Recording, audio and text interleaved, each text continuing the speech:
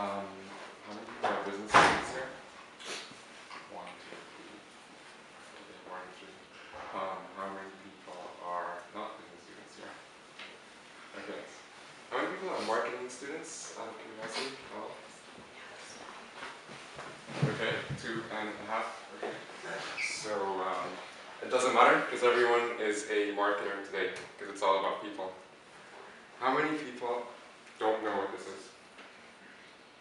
How many people don't use this? Okay, fair enough. But we all know what it is though, right?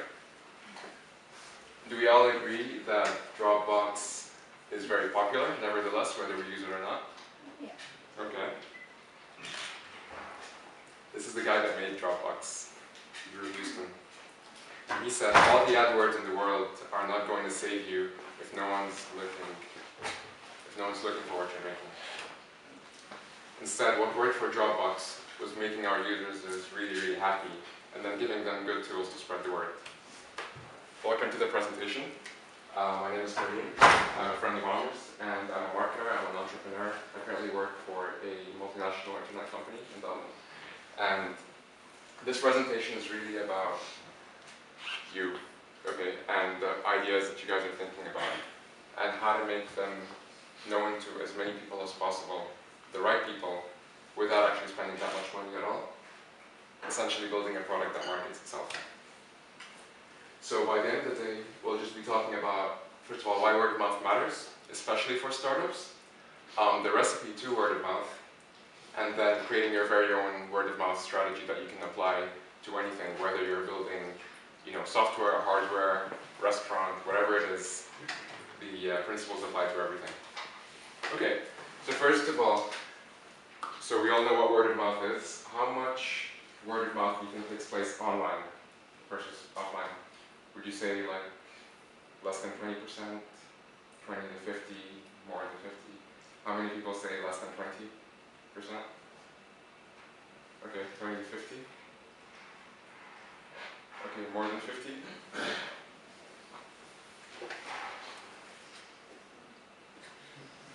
9% of word of mouth happens online. More than 90% takes place offline. This was not me, this was Jonah Berger, who's an expert in word of mouth.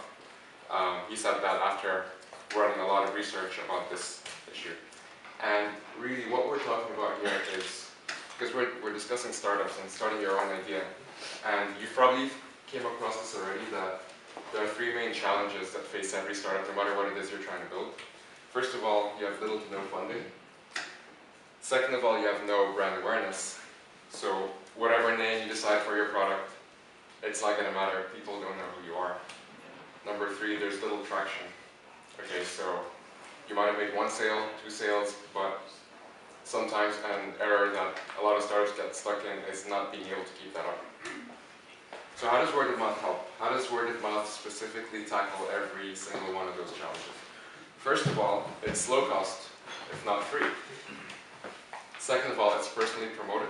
So actually getting everybody that interacts with your product to speak about it and become their own marketer for your product and their own champion for your product. And number three, build traction.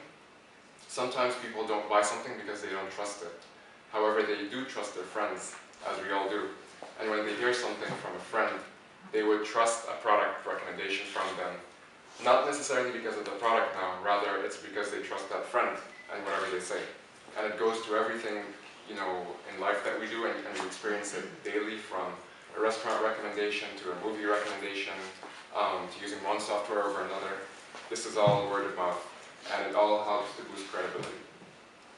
So the recipe is essentially there's five main ingredients. The first one is social currency. Then we have triggers, and then we have emotions, practical value, and then the cute one is called better together. So we'll talk about the first one. Social currency. It's my favorite one, and I hope it's going to be your favorite too, because it's the simplest one. What did I do? Not now.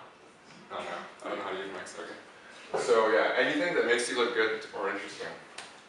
To be a bit more specific, it's basically anything that sets you apart by making you remarkable, or something that's maybe an insider information of sorts, something that shows you as exclusive, or owning something that's very exclusive, and also scarcity, which means something that is not available in abundance, something that's limited. Something that if you have, you're probably important because you have it and others don't. So let's talk about remarkability first. How many people know Seth Godin by any chance? Okay, perfect. So Seth Godin is a famous entrepreneur and marketer, and he's an author. So he wrote a book called Purple Cow, and it's basically about how to be different, how to make things that are different, how to make different product that stands out from the rest, kind of like going to a farm and seeing a purple cow. So, of course, he had to take a bit of his own medicine in terms of how he promoted the book. So what this guy did is when the book was first released, and if you wanted to buy it, you couldn't buy one copy. You could only buy 12. You can't buy more than 12, you can't buy less than 12, you can only buy 12, a dozen. And when you get them, you're going to get them in a huge milk carton, just like that, and you're going to get 12 books stacked up on top of each other. Why in the world would anyone buy 12 copies of the same book? You just want one of them. So of course, the obvious thing to do, if you're smart, you'll sell the 11 copies, or you'll just give them to friends as gifts, right? And that's exactly how he was able to spread that product, by simply selling them in copies of 12. People thought it was interesting, people thought it was strange, and more than anything, people thought it was really weird. And because it was weird in a good way, they thought, you know, let me tell my friend about this, they might want to hear about this. Can you believe that this guy doesn't sell copies by the unit, he sells them by 12. So, okay, let's take a look at another example. Let's look at insider information.